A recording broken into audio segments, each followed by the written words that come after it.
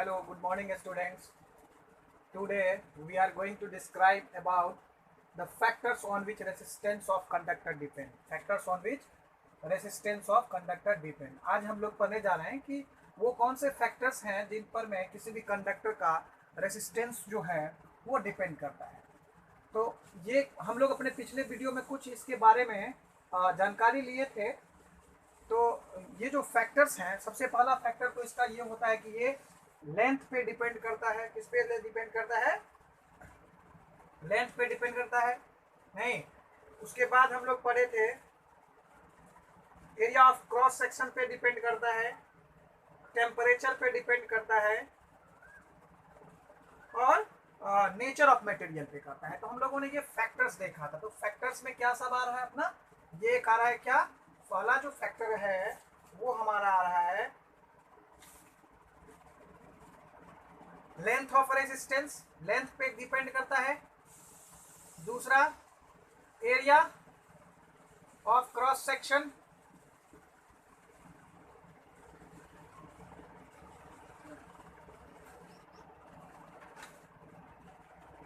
Third में temperature,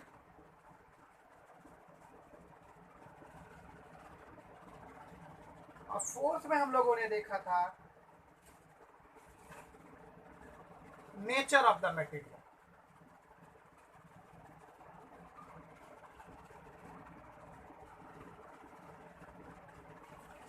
तो बच्चों हम लोगों ने देखा कि factors on which resistance of a conductor depend, तो वो लेंथ पे डिपेंड करता है कि कंडक्टर का कैसा लेंथ है, उस पे डिपेंड करता है। दूसरा area of cross section, cross section यहाँ पे एरिया से संबंधित जो क्रॉस सेक्शन है इसका मतलब समझिए आप। जैसे एक हम लोग कुकुम्बर लेते हैं, जैसे खीरा जो होता है उसको लेते हैं और उसको हम पीसेस में कट कर देते हैं, तो ईच पीसेस जो है सो वो एरिया ऑफ क्रॉस सेक्शन। अगर सारे पीस का लेंथ सब कुछ सेम है, अगर सेम इक्वल पार्ट में उसको काटा जाए, उसको मतलब टोटल एरिया सेम है, तो उसको बोलते हैं cross section, area of cross section. दूसरा होता है थर्ड जो है सो टेम्परेचर है। इस पे भी आपका जो रेसिस्टेंस होता है कंडक्टर का वो डिपेंड करता है। तीसरा nature of the material, material का नेचर किस तरह का है उस पर डिपेंड करता है। अब हमें सबसे पहला फैक्टर क्या आता है कि लेंथ।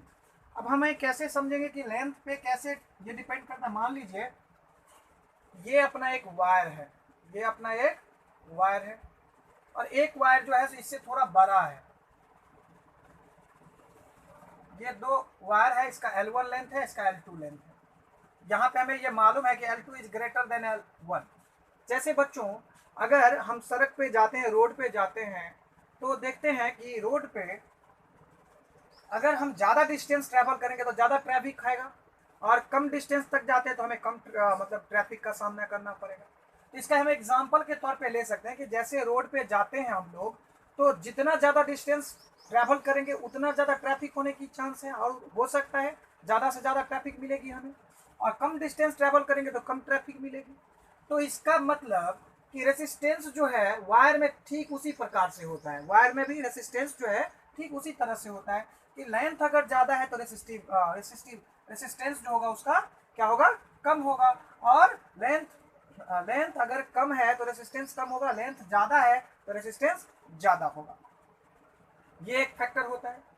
नहीं, यानी ये कम तो रेसिस्टेंस कम, यानी कि आर जो है डायरेक्टली प्रोपोर्शनल हो गया एल का? नहीं, क्योंकि ये अगर कम तो रेसिस्टेंस भी कम, ये अगर ज़्यादा हुआ तो ये भी ज़्यादा हो जाएगा। तो ये दोनों में क्या रिलेशन है कि ये रिलेशन इसमें आ जाता है। अब एरिया ऑफ क्रॉस सेक्शन में हम लोग देखते हैं जो एरिया है, एरिया किस तरह से रहता है। एरिया में देखते हैं हम लोग ये इनवर्सली प्रोपोर्शनल होता है। कौन सा होता है? ये इनवर्सली प्रोपोर्शनल होता है। रेजिस्टेंस का इनवर्सली प्रोपोर्शनल होता है। जितना बड़ा एरिया होगा उतना कम रेजिस्टेंस होगा। एरिया ऑफ क्रॉस सेक्शन जितना होगा उतना ये क्या होगा? रेजिस्टेंस कम होगा। जितना एरिया ऑफ क्रॉस सेक्शन कम होगा मतलब लेस होगा तो उसका रेजिस्टेंस क्या होगा? ज्यादा होगा। तो इन दोनों में जो रिलेशन होता है वो उसमें रिलेशन इस तरह से होता है,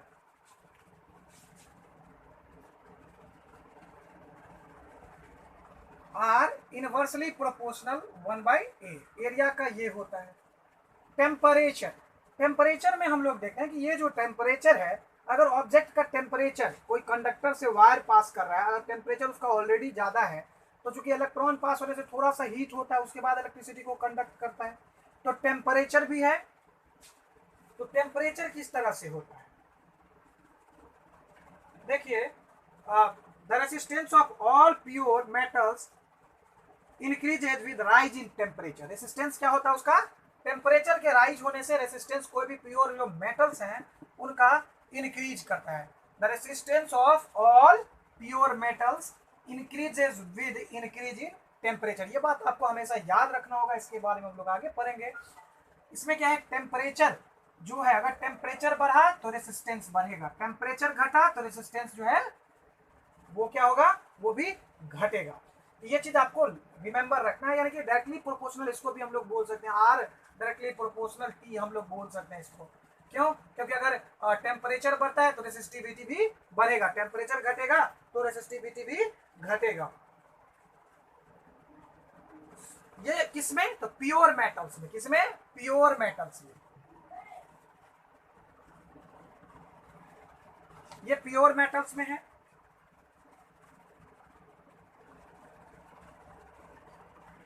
जैसे कुछ एलॉय हैं, कुछ एलॉय ऐसे होते हैं जिसमें टेम्परेचर से कोई इफेक्ट नहीं पड़ता है। जैसे वो एलॉय कौन से हैं, जैसे कॉन्स्टेंटन हो गया, नाइक्रोम हो गया, ये सब। The resistance of alloy such as constantan and nichrome remain almost unaffected with the change in temperature. तो कुछ ऐसे, ये इसके लिए प्योर मेटल्स के लिए ये क्या है, डायरेक्टली प्रोपोर्शनल है टेम्परेचर। लेकिन ये कंडीशन नहीं फॉलो करता है कौन, तो जो एलॉय होते हैं। एलॉय में क्या होता है कि वो टेम्परेचर के राइज से वो राइज नहीं होता है, उसका जो रेसिस्टेंस है वो नहीं इंक्रीज करता है, टेम्परेचर के लो होने से उसका रेसिस्टेंस लो नहीं होता, यानी कि वो अनइफेक्टेड रहता है। वो क्या होता है, टेम्परेचर से अनइफेक्टेड होता है। उसके बाद है resistance of semiconductor decrease. Resistance of semiconductor decrease with a rise in temperature. जैसे टेम्परेचर को बढ़ाएगा तो सेमीकंडक्टर्स जो होते हैं, सेमीकंडक्टर्स का रेसिस्टेंस क्या करेगा, इनवर्सली प्रोपोर्शनल होता है। वो क्या होता है, वो उसका रेसिस्टेंस डिक्रीज करेगा। इसको राइज करेंगे तो वो डिक्रीज करेगा, और ये अगर हम लोग कूल करते हैं, कम होता है टेम्परेचर, अगर कम किया जाए, डाउन किया जाए, डिक्रीज किया जाए, तो वो उसका जो रेसिस्टिविटी है वो बढ़ेगा। तो इन सब फैक्टरों को हमें ब्रेन में रखना है ताकि हमें आगे क्वेश्चन आसानी से समझ में आए। यानी कि सेमीकंडक्टर हो गया, एलॉय हो गया, मेटल्स हो गया। अब हमारा नेचर ऑफ द मटेरियल भी डिपेंड करता है, nature of the material depend करता है, रेसिस्टिविटी। तो जैसे कि हम लोग जानते हैं क्या जनरली कि मेटल्स जो होते हैं गुड कंडक्टर ऑफ इलेक्ट्रिसिटी होता है। इलेक्ट्रिसिटी का गुड कंडक्टर कौन होता है, मेटल्स होते हैं, हम लोगों को ये मालूम है। तो नेचर ऑफ द मटेरियल जो है ये इसी चीज से संबंधित है, क्योंकि वो मेटल्स का जो नेचर है वो इलेक्ट्रिसिटी के लिए सुटेबल है, इलेक्ट्रिसिटी के फ्लो के लिए सुटेबल है, इसीलिए इसका उपयोग वहां पे किया जाता है। देखिए, जैसे सम मटेरियल्स हैं जिनका लो रेसिस्टेंस होता है, whereas some others have very high resistance. कुछ मटेरियल्स ऐसे होते हैं जिसका रेसिस्टेंस वेरी लो होता है। एक बात समझ लीजिए, जिस मटेरियल का रेसिस्टेंस क्या होगा, जिस मटेरियल का रेसिस्टेंस कम होगा उसमें इलेक्ट्रिसिटी आसानी से फ्लो करेगा, जिस मटेरियल का रेसिस्टेंस क्या होगा, ज्यादा होगा, उसमें इलेक्ट्रिसिटी कम पास करेगा, फ्लो करेगा। तो ये फैक्टर्स हैं उसमें। नेचर ऑफ द मटेरियल में जो हम लोग देखते हैं मटेरियल, कुछ मटेरियल में हाई रेसिस्टेंस होता है, कुछ मटेरियल में लो रेसिस्टेंस होता है। नहीं, all alloy has higher resistance than the pure metals with a form. देखिए, जितने भी एलॉय होते हैं, जितने भी एलॉय होते हैं, उन सारे एलॉय का जो रेसिस्टिविटी होता है वो जिन मेटल से बने हुए होते हैं उन मेटल से ज्यादा होता है। उन मेटल से क्या होता है, ज्यादा, यानी कि उसमें से कम इलेक्ट्रिसिटी पास करेगा। एलॉय में क्या होता है कि जितने भी एलॉय हैं वो जिस मेटल से बना हुआ होता है उससे उसका रेसिस्टिविटी ज्यादा होता है। रेसिस्टिविटी ज्यादा होने का मतलब वो करंट को कम फ्लो करेगा वो अपने अंदर से। ठीक है, ये बात है हमारा नेचर ऑफ द मटेरियल में। जैसे हम लोग देखें कॉपर, सिल्वर, एल्यूमिनियम, इन सब चीजों, ये जो मेटल्स हैं इन सब का क्या है कि लो रेसिस्टेंस है, इसमें करंट आसानी से फ्लो करता है। हम लोग कॉपर का यूज करते हैं अपने घरेलू जो वायरिंग है उसमें हम लोग इसका यूज करते हैं। नाइक्रोम कॉन्स्टेंटन जो है हाइयर रेसिस्टेंस है इन लोगों का, इन चीजों का क्या है, हाइयर रेसिस्टेंस है, किसका, नाइक्रोम का और कॉन्स्टेंटन का। नाइक्रोम, निकेल और क्रोमियम, निकेल और दो मेटल है, इन दोनों को जोड़ने से ये बना हुआ है।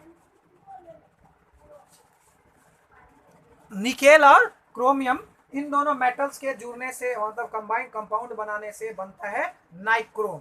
तो नाइक्रोम में एक्चुअली में जो उसमें जो नाइक्रोम में जो रेसिस्टेंस होगा वो निकेल और क्रोमियम दोनों से ज्यादा रेसिस्टेंस होगा।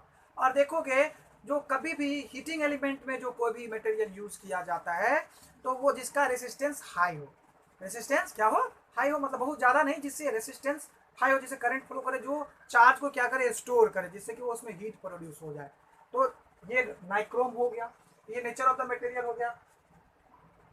Nichrome is use for making heating elements of heater, toaster, electric iron, इन सब चीजों का जो हीटिंग एलिमेंट है उसके लिए नाइक्रोम का यूज किया जाता है। क्यों, क्योंकि ये क्या होता है, इस मटेरियल का नेचर ऐसा होता है कि इसका रेसिस्टिविटी थोड़ा ज्यादा होता है, तो वो क्या करता है, चार्ज को, जो इलेक्ट्रॉन्स है उसको ज्यादा फ्लो नहीं करना, तो उसको क्या करता है, वो रखता है अपने पास। तो उस वजह से क्या होता है, जो चार्ज उसमें लगातार पास होता है तो वो हीट हो जाता है, हीट होने से उसमें प्रोड्यूस हो जाता है, जिससे हम लोग एनर्जी वगैरह के फॉर्म में यूज करते हैं, खाना बनाने में, इन सब चीज़ों में, आयरन करने में, वाटर गर्म करने में, इन सब चीज़ों में उसका यूज होता है।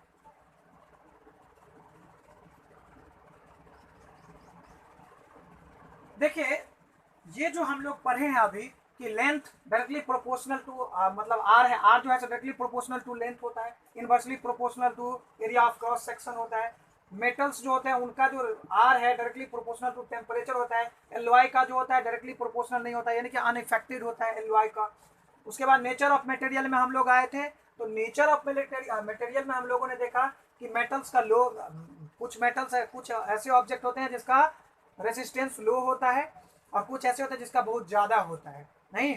फिर उसके बाद एलवाई जो होते हैं उनका, जिन मेटल से वो एलवाई बने हुए होते हैं उन मेटल से क्या होता है, उसका रेसिस्टेंस ज़्यादा होता है। नाइक्रोम जैसे एलवाई है तो कॉन्स्टेंटन है, इन सब चीज़ों का ये जो ऑब्जेक्ट्स हैं, ये जो एलवाई हैं, इन सब का रेसिस्टेंस क्या होता है, थोड़ा ज़्यादा होता है, जिस वजह से इसको हीटिंग एलिमेंट में इन लोगों इन ऑब्जेक्ट्स का, इन एलवाई का यूज किया जाता है।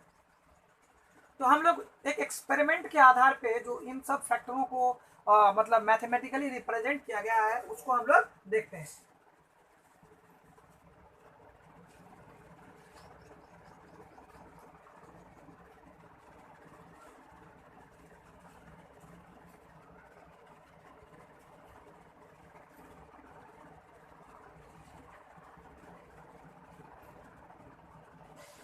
जैसे कि बच्चों हम लोगों ने अभी पढ़ा है कि R is directly proportional to L, R is directly proportional to L, and हम लोग पढ़े एक्सपेरिमेंट करके इसको पता लगाया गया, experimentally it has been found that the resistance of a conductor is directly proportional to its length and inversely proportional to its area of cross section। ये बात तो हम लोगों ने अभी पढ़ा है, एक्सपेरिमेंट से इसको पता लगाया गया।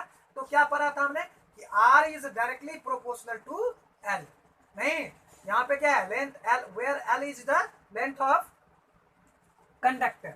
और दूसरा हम लोगों ने पढ़ा था कि R जो है इनवर्सली प्रोपोर्शनल टू एरिया है, यही है ना। तो इसको, इस सॉल्यूशन, ये जो इक्वेशन है इसको सॉल्व किया तो क्या बना दिया, इन दोनों को अगर सॉल्व किया तो क्या बनाया, R is equal to rho L by A, rho L by A. ये इसको जब, अब देखिए यहाँ पे फर्स्ट इक्वेशन था, सेकेंड इक्वेशन, इन दोनों को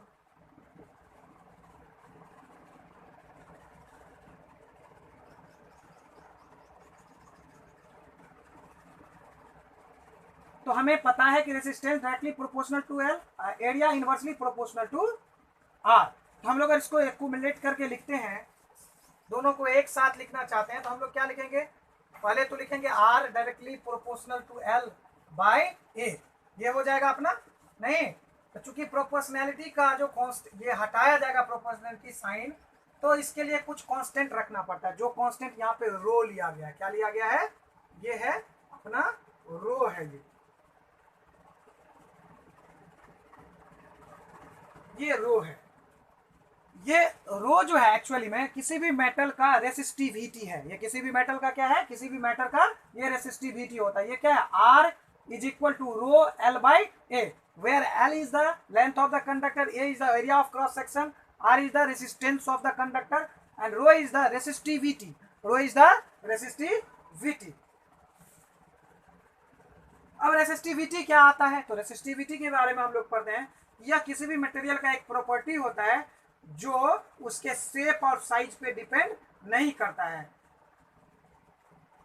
ठीक है, does not, resistivity is a property of material and does not depend upon its shape and size, that is its length and thickness etc। ये हम लोग बोल सकते हैं। रेसिस्टिविटी को इनिशियली कुछ समय पहले अर्लियर टाइम में इसको स्पेसिफिक रेसिस्टेंस भी बोला जाता था। Resistivity is also known as specific resistance. इसको रो जो है वो किसका सिंबल है, तो इसको हम लोग ये भी बोल सकते हैं रेसिस्टिविटी।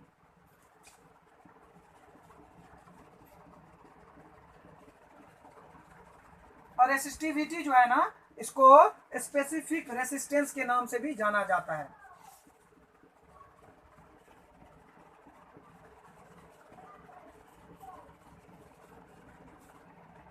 तो हम लोगों ने ये पढ़ा, यहाँ पे अगर हमें लेंथ दिया हो, एरिया ऑफ क्रॉस सेक्शन दिया हुआ हो, तो हमें अगर आर फाइंड करना है तो हम लोग आसानी से फाइंड कर सकते हैं। ये अगर इसका वैल्यू भी हमें रिमेंबर करना पड़ेगा, ये भी मालूम होना चाहिए, तो हम लोग आसानी से रेसिस्टेंस जो है फाइंड कर सकते हैं। ठीक, या इसी को क्रॉस मल्टीप्लाई करके, अगर ये बाकी तीन मालूम है, कोई एक नहीं मालूम है हमें, तो हम लोग आसानी से इसको इक्वेशन करके निकाल सकते हैं। यहाँ पे रो रेसिस्टिविटी होता है नहीं, मान लीजिए कि ये जो रेसिस्टेंस है, ये जो रेसिस्टेंस है नहीं, अगर यहाँ पे एरिया 1 मीटर स्क्वायर हो, लेंथ 1 मीटर हो, तब जो हमारा ये निकलेगा, क्या निकलेगा, if we take 1 metre long piece of substance having cross sectional area of 1 meter square, then the resistance of the piece of the substance is resistivity। Resistivity हमने बना किया है एक प्रॉपर्टी है। ये क्या है, यह एक प्रॉपर्टी है जो उसके साइज एंड शेप पर डिपेंड उतना नहीं करता है। लेकिन है क्या ये, इसको अगर डिफाइन करना चाहते हैं तो सीधा सी बात आप समझिए कि अगर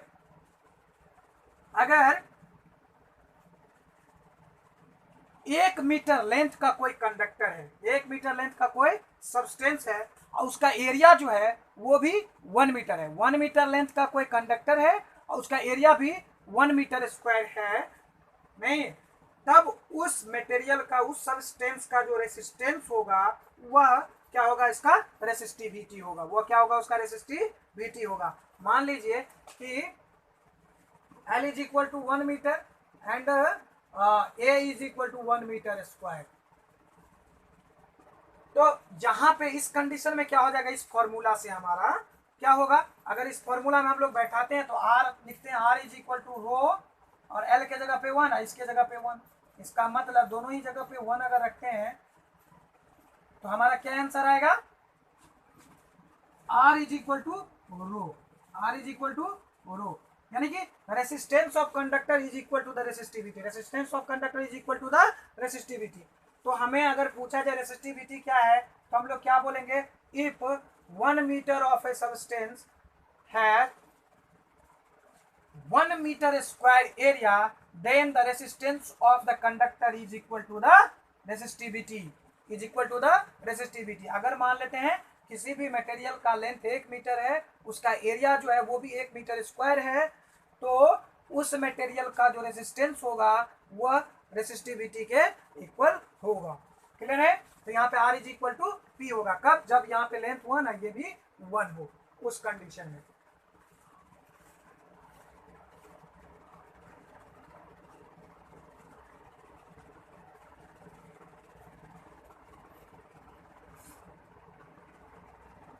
यहाँ पे जो हम लोग फॉर्मूला लिखे थे कि R is equal to rho L by A, तो अगर हमें रो फाइंड करना हो, रो जिसको रेसिस्टिविटी हम लोग बोलते हैं, तो क्या हो जाएगा, R into A by L, R into A by, यहाँ पे हम लोग क्रॉस मल्टीप्लीकेशन करते हैं ऐसे, तो उस हिसाब से क्या हो जाएगा हमारा, rho is equal to R multiply A divided by L. ये अपना फॉर्मूला बनता है। अब हमें पूछा जाए कि इसका जो है एसआई यूनिट होता है किसका, रेसिस्टिविटी का, किसका, रेसिस्टिविटी का एसआई यूनिट। तो हम लोगों ने अपने पिछले वीडियो में पढ़ा था कि रेसिस्टेंस क्या होता है, किसी भी मटेरियल का ऐसा प्रॉपर्टी जिस प्रॉपर्टी की वजह से वह क्या करे, फ्लो ऑफ इलेक्ट्रॉन्स में हिंड्रेंस लाए, नहीं उसको बोलते हैं रेसिस्टेंस। इसको हम लोगों ने डिफाइन किया था कि रेसिस्टेंस का जो यूनिट होता है उसको बोलते हैं ओम, नहीं ये हो जाएगा आपका ओम, और ये एरिया है इसका क्या होता है मीटर स्क्वायर।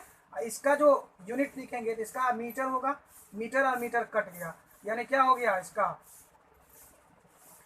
रेसिस्टिविटी का जो यूनिट होगा क्या होगा, ओम मीटर। क्या होगा, ओम मीटर। रेसिस्टिविटी का जो आपका क्या बता रहे हैं हम लोग, रेसिस्टिविटी का ऐसा यूनिट क्या हो जाएगा, ओम मीटर। ये क्या है अपना रेसिस्टिविटी का ऐसा यूनिट।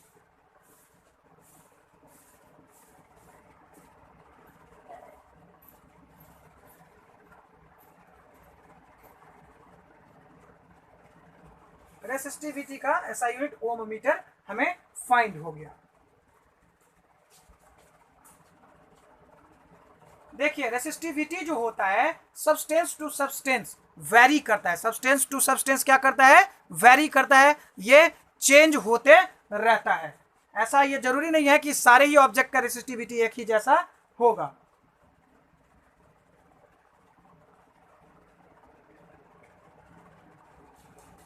अब एक टॉपिक आता है कि इसी रेसिस्टिविटी में अगर हम टर जोड़ते हैं, रेसिस्टर करते हैं, तो रेसिस्टर क्या होता है, the substance which has moderate resistivity offer appreciable resistance to the flow of electric current through them, therefore such substances are called resistor. अब एक पॉइंट आता है रेसिस्टर, नहीं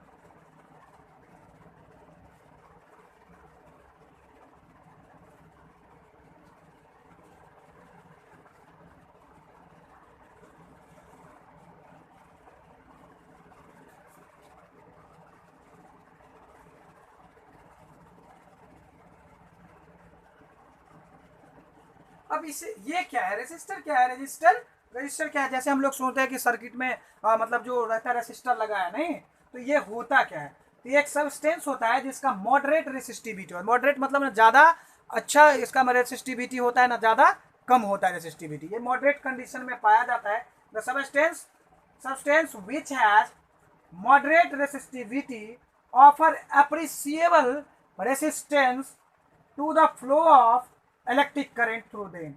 Therefore, such substances are known as resistor. ये substance जो होते हैं resistors कहलाते हैं, ठीक है। alloy as nichrome, उसके बाद कॉन्स्टेंटन, ये सब जो है आपका इसमें क्या आ जाता है, जैसे कि नाइक्रोम हो गया,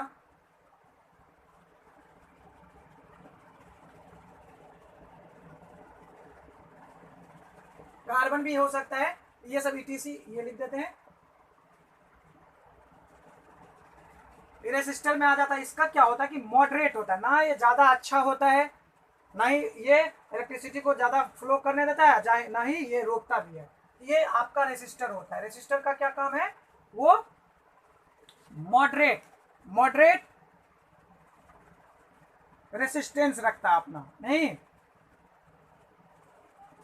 रेसिस्टर का यूज कहाँ किया जाता है, हीटिंग कॉइल के लिए बनाया जाता है, हम लोग ऑलरेडी नाइक्रोम के बारे में पढ़ चुके हैं, हीटिंग कॉइल के लिए बनाया जाता है इसका, जैसे इलेक्ट्रिक आयरन हो गया, रूम हीटर हो गया, इन सब चीज़ों के लिए। तो हम लोगों ने जब अभी क्वेश्चन पढ़ा था, अभी जो हम लोगों ने एक फॉर्मूला लगाया था, तो क्या R इज इक्वल टू, इसको आप रिमेंबर करके रखेंगे, ये इस फॉर्मूला पे बहुत सारा न्यूमेरिकल बनेगा, आप लोग इसको ट्राई करिएगा। हम लोग जब ये चैप्टर कंप्लीट कर दें तो हम लोग इस चैप्टर का सारा न्यूमेरिकल को एक बार बनाएंगे। तो हम लोग आगे चलते हैं अगला टॉपिक पे।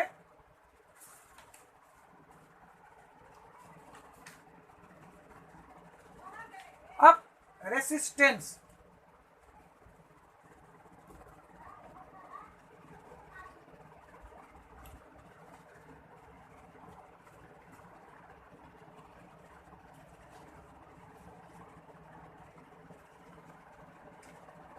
हम लोग resistance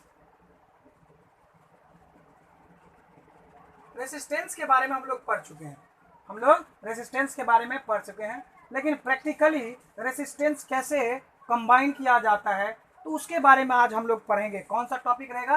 combination of resistance.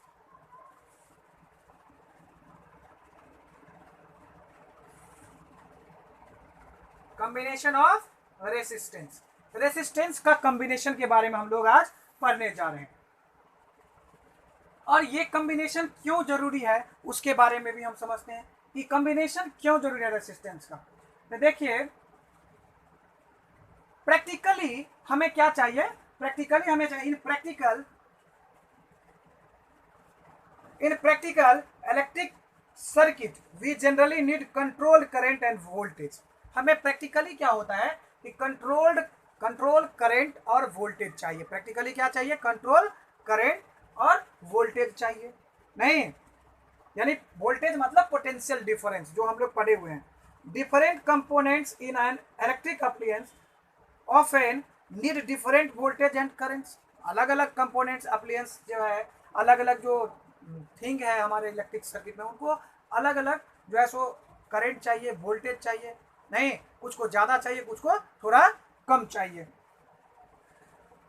To obtain the required value of the currents and voltage in an electric circuit, certain combination of resistance are used. तो यहाँ पे combination of resistance हमें क्यों पढ़ना पड़ा? क्यों?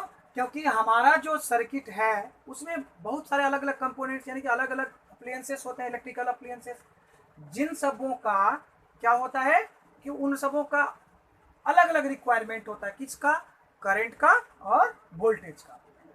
अलग अलग करंट का और वोल्टेज का जो रिक्वायरमेंट होता है, इसी वजह से हमें कॉम्बिनेशन ऑफ रेसिस्टेंस पढ़ना है। क्यों?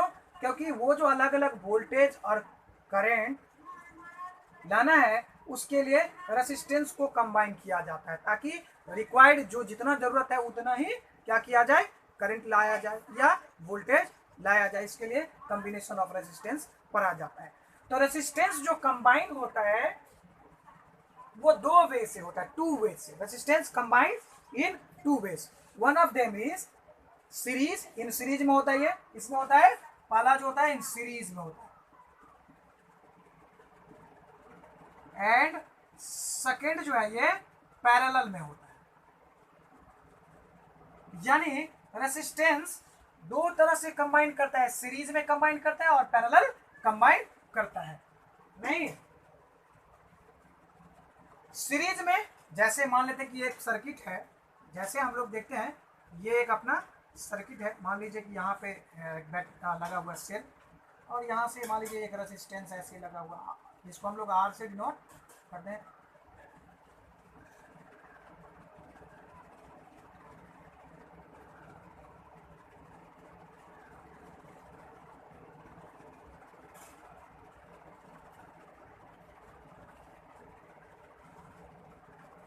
ये प्लस है और ये माइनस है, करंट ऐसे फ्लो करेगा, ये इधर इंटर करेगा। ये R1 है, ये R2 है, ये R3 है। तो यहाँ पे फिगर में हम लोग देख रहे हैं कि ये एक के बाद एक है, वन इंटू मतलब इसका इसके बाद दूसरा, दूसरे के बाद तीसरा, यानी सब एक दूसरे के लाइन में है, एक सीध में नहीं, एक ही कनेक्शन। करंट अगर फ्लो कर रहा है तो सब में सेम करंट फ्लो कर रहा है। आई अगर फ्लो कर रहा है तो आई सब में जा रहा है, सारे रेसिस्टेंस में ये आई ही जा रहा है। नहीं, तो यहाँ पे जो रेसिस्टेंस है, पहला रेसिस्टेंस R1 है, R2, R3, ये सारे रेसिस्टेंस जो है आपका, ये सारे रेसिस्टेंस क्या है? सीरीज में कनेक्टेड है। किसमें कनेक्टेड है? सीरीज में है। ठीक, देखिए अब सीरीज कॉम्बिनेशन को हम लोग डिफाइन कैसे करेंगे? तो सीरीज कॉम्बिनेशन को अगर हम डिफाइन करना चाहे तो कैसे डिफाइन करेंगे? तो देखते हैं कि when two or more resistance are joined end to end so that the same current flow through them. When two or more resistance connected or joined together, when two or more resistance connected together end to end, such that same current flow through each of them. मान लीजिए यहाँ पे तीन resistance है, इसको इस तरह से अरेंज किया जाए कि एक ही करंट तीनों से पास करे। देख रहे हैं आई पास करा इन सब में से, तो ये आपका क्या हो गया, सीरीज कनेक्शन हो गया। तो अगर डिफाइन करना है तो हम लोग क्या बोलेंगे, where two or more resistance are join end to end, where two or more resistance are joined end to end so that the same current flow through each of them. They are said to be in series connection. They are said to be in series. कैसे define करेंगे, when two or more resistance are joined end to end so that the same current flow through each of them, they are said to be in series. ठीक, एक ही current जा रहा है। अब आता है हमारा दूसरा, क्या आता है दूसरा, तो दूसरा जो हमारा आता है उसमें आता है पैरेलल कनेक्शन। कौन सा कनेक्शन होता है, पैरेलल कनेक्शन आता है। ये हमारा ये हो गया। अब पैरेलल कनेक्शन के लिए हम लोग एक एग्जांपल देखते हैं कि मान लेते हैं ये हमारा एक सर्किट है, हम लोग छोटा सा सर्किट बनाते हैं।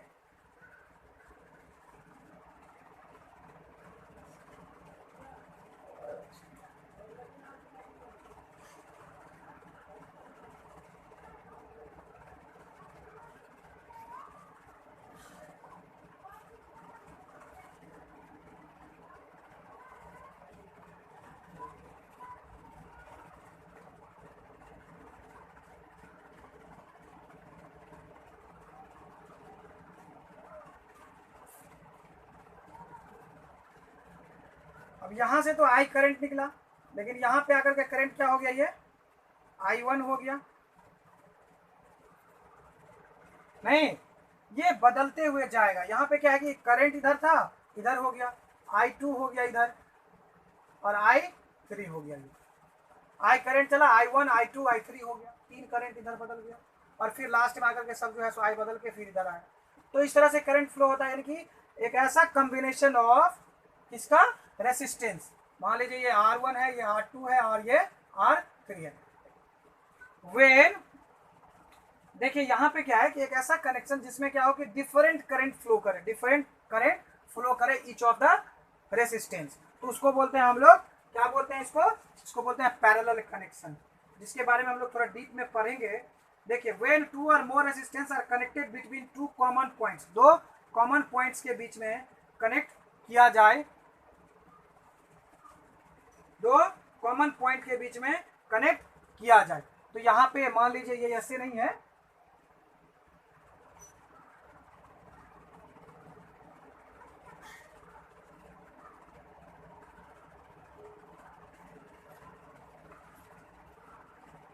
सॉरी, इसको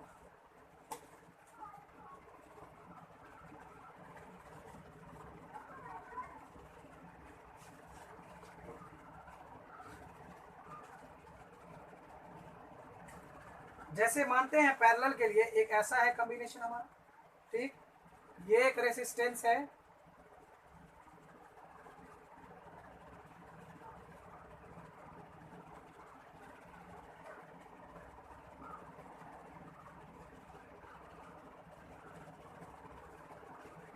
ये R1 है, तो ये R2 है। यहाँ से I करंट फ्लो कर रहा है और ये करंट दो पार्ट में बढ़ जा रहा है, इधर R1 I1 इधर I2 हो जा रहा है, फिर जाके इधर I करंट आ रहा है। ये दोनों जो कनेक्शन है ये दोनों अपना क्या है, पैरेलल कनेक्शन में। क्यों, क्योंकि ये सामने लगा हुआ है जिसमें दो अलग अलग करंट फ्लो कर रहा है।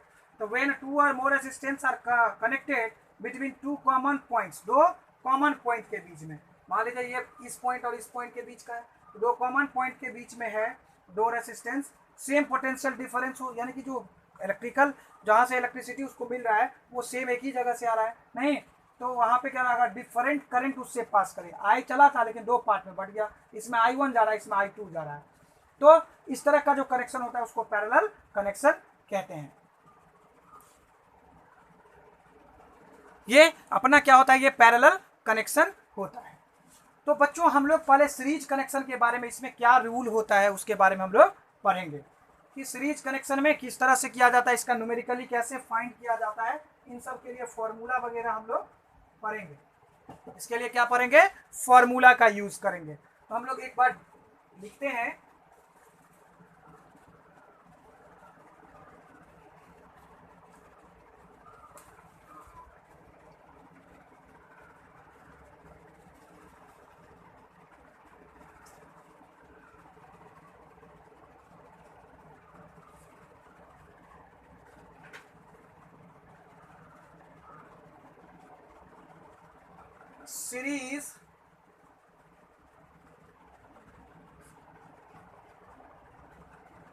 Series combination of resistance.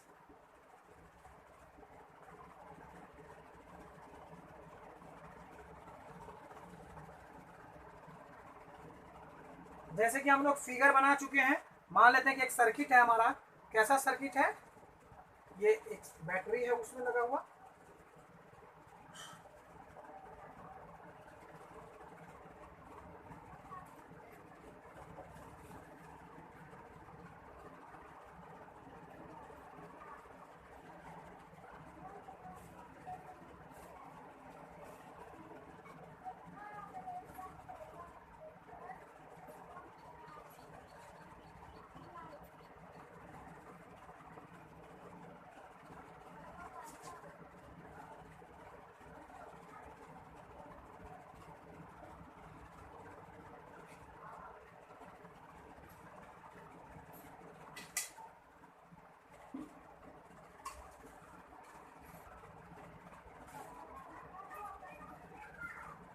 यहाँ पे की है,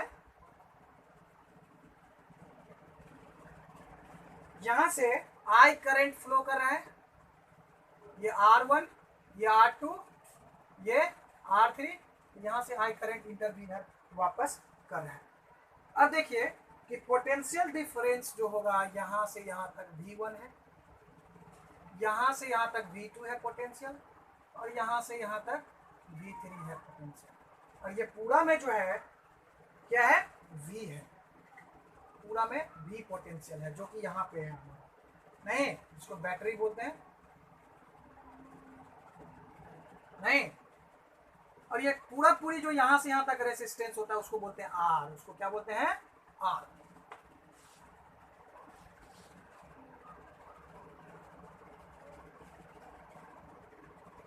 अब ये तो हम लोगों ने पढ़ा, इसका लॉ क्या होता है, तो लॉ को पढ़ेंगे हम लोग।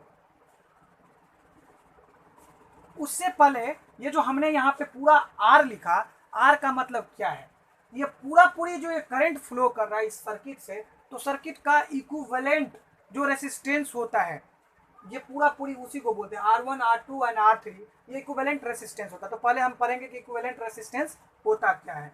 तो इक्विवेलेंट रेसिस्टेंस के लिए a single resistance which can replace any combination of resistances so that the current through the circuit remain the same। एक ऐसा सिंगल रेसिस्टेंस जो जितने भी रेसिस्टेंस सर्किट में पाया जाए उन सबों को रिप्लेस कर दे, ताकि उससे सेम करंट, ताकि उससे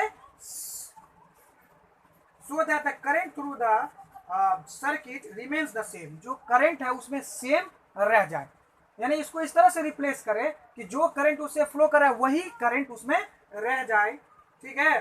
तो उसको बोला जाता है इक्विवेलेंट रेसिस्टेंस। अगर इक्विवेलेंट रेसिस्टेंस को हमें डिफाइन करना होगा तो हम लोग क्या लिखेंगे, a single resistance which can replace any combination of resistances so that the current through the circuit remains the same is called equivalent resistance। तो R जो हम लोग लिखे हैं उसको equivalent resistance कहें।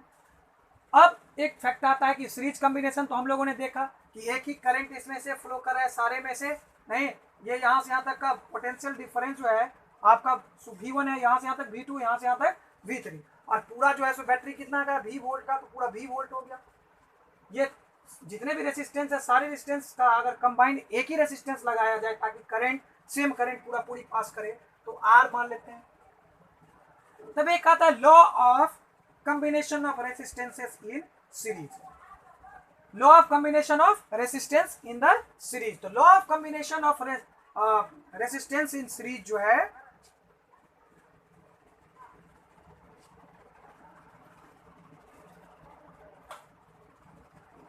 Law of combination of resistances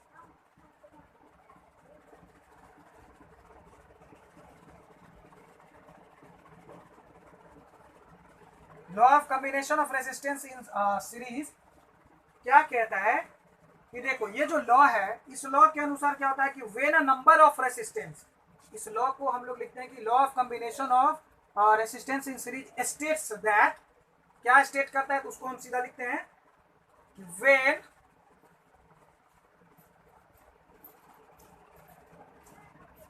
short में लिख देते हैं नंबर ऑफ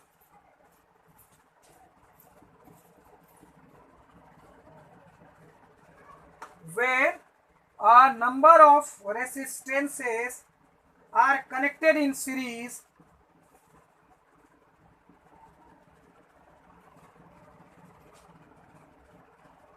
connected in इसमें series,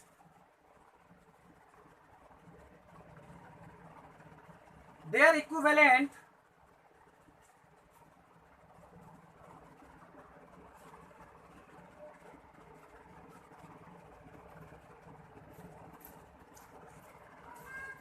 resistance is equal to the sum of individual resistance. Their equivalent resistance is equal to the sum of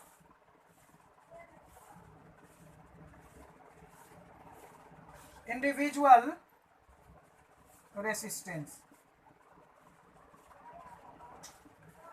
यानी जितने भी individual resistance है उन इंडिविजुअल रेसिस्टेंस के सम के इक्वल वो होता है। नहीं तो जैसे कि हम लोगों ने यहाँ पे R1, R2 एंड R3, तो अगर हम इक्विवेलेंट रेसिस्टेंस को R से डिनोट करते हैं तो R इज इक्वल टू क्या हो जाएगा, R1 plus R2 plus R3। अगर ज्यादा है तो हम लोग डॉट डॉट कर सकते हैं, नहीं यहाँ पे हम लोग ब्लैंक छोड़ के थोड़ा लिख देते हैं। अगर रेसिस्टेंस ज्यादा रहे तो हम ऐसे भी कर सकते हैं, जितना रेसिस्टेंस उतना सबका सम कर देंगे तो इक्विवेलेंट रेसिस्टेंस निकल जाएगा। ये तो अपना ये हो गया। नहीं ये क्वेश्चन था law of combination of resistance. Law of combination of resistance में क्या होता है, law according to law of combination of resistance when a number of resistances are connected in series their equivalent resistance is equal to the sum of individual resistance. जितने भी individual resistance है उन सबके सम के इक्वल होता है। मान लो कि आपका R1 जो था सो 5 ओम था, क्योंकि इसको हम लोग ओम में करते हैं डिनोट। ये मान लीजिए कि अपना ये जो था सो 6 ओम था और ये जो था ये भी अपना 5 ओम था। तो इस सर्किट में अगर हमें इक्विवेलेंट रेसिस्टेंस कहता है निकालने के लिए तो हम लोग क्या करेंगे, यहाँ पे जो फॉर्मूला हमने पढ़ा है उस फॉर्मूला के आधार पे हम लोग क्या करेंगे, R1 plus R2 plus R3, नहीं R1 plus R2 plus R3। जब इसको हम लोग लिखेंगे वैल्यू लिखेंगे तो ये 5 ओम प्लस 6 ओम और प्लस 5 ओम, तो टोटल जो रेसिस्टेंस हो जाएगा इक्विवेलेंट रेसिस्टेंस कितना हो गया, 16 ओम। यानी इक्विवेलेंट रेसिस्टेंस क्या आया, 16 ओम यहाँ पे आया। ये जो इक्विवेलेंट रेसिस्टेंस है, अब देखो आप कि ये जो सर्किट है इसमें इन सब रेसिस्टेंस को अगर रिप्लेस कर दिया जाए, इसको रख दिया जाए तो सेम करंट इससे भी फ्लो करेगा, वो मेंटेन करेगा। यानी ये जो कॉम्बिनेशन ऑफ रेसिस्टेंस है उसके लिए ही जो इसको ये तो लेंदी हो जाता है तो इसको शॉर्ट करने के लिए एक तरह से इक्विवेलेंट रेसिस्टेंस लिया जाता है। ये अपना हो गया। जैसे कि यहाँ पे हम लोगों ने पढ़ा कि 3 resistances are connected in series in which first is 5 ohm, second is 6 ohm and third is 5 ohm, then find the equivalent resistance.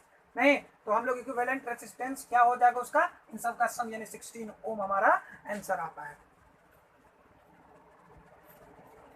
अब ये तो हम लोगों ने सीधा सीधे लिख दिया, थ्योरेटिकली जो combination of law of combination of resistance दिया था उसके आधार पे हम लोगों ने ये फॉर्मूला बना दिया।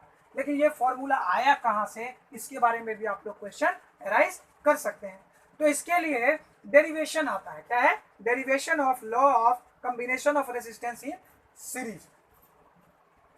डेरिवेशन ऑफ क्या है, derivation of the law of combination of resistances in series, उसको हम लोग पढ़ेंगे। नहीं इसको हम लोग एक बार इरेज करते हैं और फिर से वो वाला टॉपिक हम लोग डिस्कस करते हैं। आज जो है इसको कंप्लीट कर लेते हैं।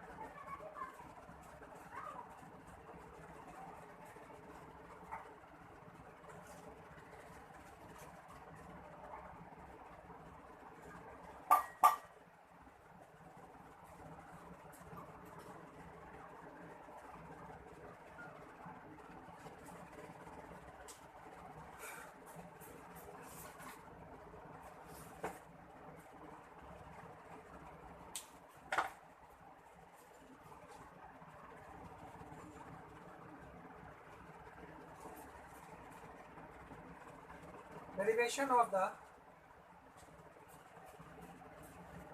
law of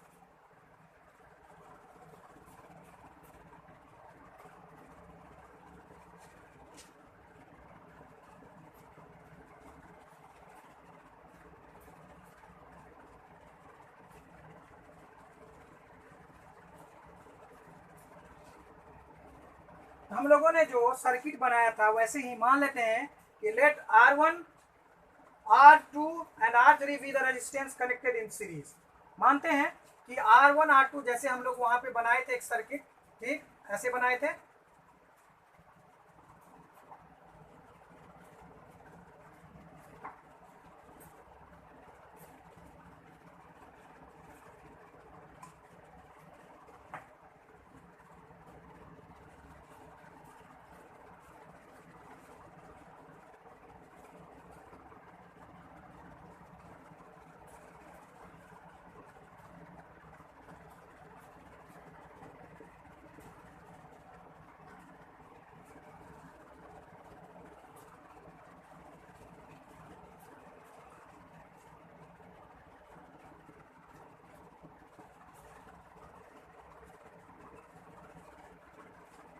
आई है ये, यहाँ पे जो V1 है, यहाँ पे V2 है, यहाँ पे V3 है।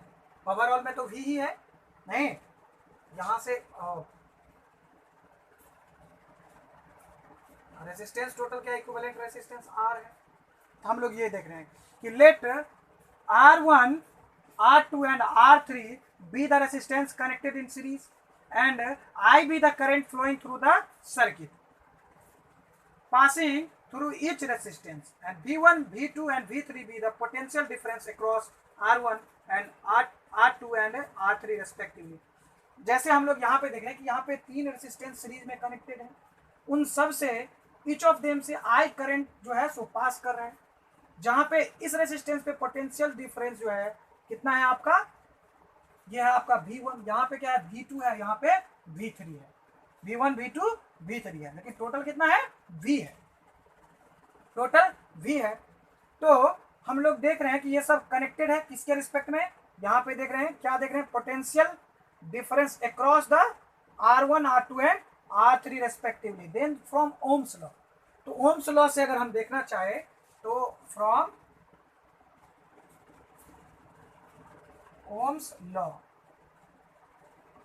ओम के लॉ से हम लोग पढ़ें कि V इज इक्वल टू क्या होता है, हम लोगों ने ओम्स लॉ से क्या पढ़ा था कि फ्रॉम ओम्स लॉ, हम यहाँ पे ब्रैकेट में लिख देते हैं कि V इज इक्वल टू क्या होता है आई आर। यहाँ पे I क्या है current and R is the resistance, R is the resistance. ये करंट इसमें जाएगा I करंट फर्स्ट वाले में, यहाँ पे क्या है potential difference across R1 is equal to V1। तो अगर हम इस कंडीशन में यहाँ पे इस रेसिस्टेंस में जब करंट फ्लो करता है तो पोटेंशियल जो निकालेंगे तो वो क्या निकलेगा V1, क्या निकलेगा V1 इज इक्वल टू क्या निकलेगा IR1 निकलेगा। ये एक इक्वेशन हम लोगों का बनता है। ठीक ऐसे ही जब I करंट इसमें आएगा तो क्या बनेगा V2 is equal to IR2 बनेगा, ये दूसरा इक्वेशन अपना हो जाता है। ठीक ऐसे ही V3 is equal to IR3 हो जाएगा, जब I करंट R3 से जाएगा तो क्या हो जाएगा ये बनेगा, जो कि हमारा थर्ड इक्वेशन हो जाएगा, थर्ड इक्वेशन हो जाएगा। लेकिन हमें मालूम है कि पोटेंशियल डिफरेंस जो है क्या है, V is the potential difference across the combination of resistance। यहाँ पे हम लोग क्या लिखे हैं, ये जो कॉम्बिनेशन ऑफ रेसिस्टेंस है उसमें पोटेंशियल डिफरेंस क्या है तो V है, पूरा पूरी सब के लिए तो V है। अगर हम तो V जो अगर लिखते हैं तो हम देखते हैं कि if V is the potential difference across the combination of resistance,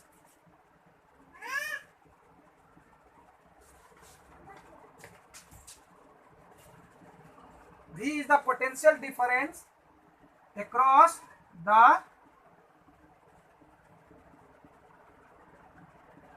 combination of resistance, नहीं, देन जब ये पूरा पूरी है V potential difference across the combination of, पूरा कॉम्बिनेशन में रेसिस्टेंस के कॉम्बिनेशन में, तो V क्या हो जाएगा, तो V जो होगा पूरा पूरी सारे जो यहाँ पे पोटेंशियल डिफरेंस यहाँ पे सबको जोड़ देंगे, V1 plus V2 plus V3, यही ना होगा, V1 plus V2 plus V3 हो जाएगा। तो ये अपना फोर्थ इक्वेशन हो गया। अब हम लोग देखते हैं कि हमें मालूम है अगर इक्विवेलेंट रेसिस्टेंस क्या है, यहाँ पे अगर इन सबको रिप्लेस कर दिया जाए, एक रेसिस्टेंस रखा जाए, तो कौन सा रेसिस्टेंस रखा जाएगा, इक्विवेलेंट रेसिस्टेंस रखा जाएगा, जिसका if R is the equivalent resistance, if R is the equivalent resistance,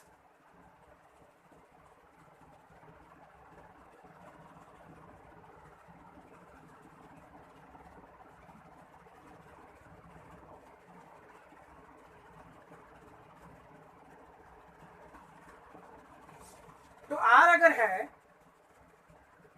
तो उस कंडीशन में इक्विवेलेंट रेसिस्टेंस जब क्या है, R है, और potential difference across the combination of resistance क्या है, V है। तो अगर तब हम उस कंडीशन में अगर V निकालते हैं तो क्या हो जाएगा, V is equal to IR, आपका ये फिफ्थ इक्वेशन हो जाएगा। नहीं, potential difference across the combination of resistance जब रखेंगे तब क्या होगा, V is equal to IR, क्योंकि R जो है इक्विवेलेंट रेसिस्टेंस है, जब कंबाइन करके हम लोग निकालना चाहते हैं, तो हमारा 5 इक्वेशन यहाँ पे आ गया। नहीं,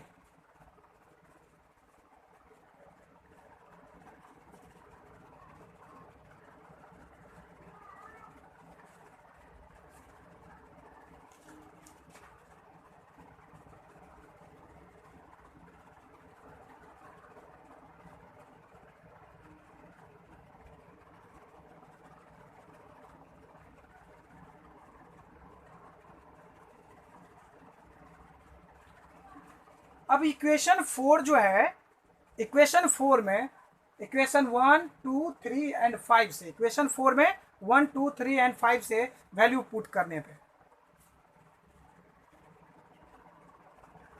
क्या करना है, इक्वेशन जो हमारा 4 इक्वेशन है उसमें क्या करते हैं, 1 2 3 और 5 से वैल्यू पुट करते हैं। V इज इक्वल टू क्या है, IR।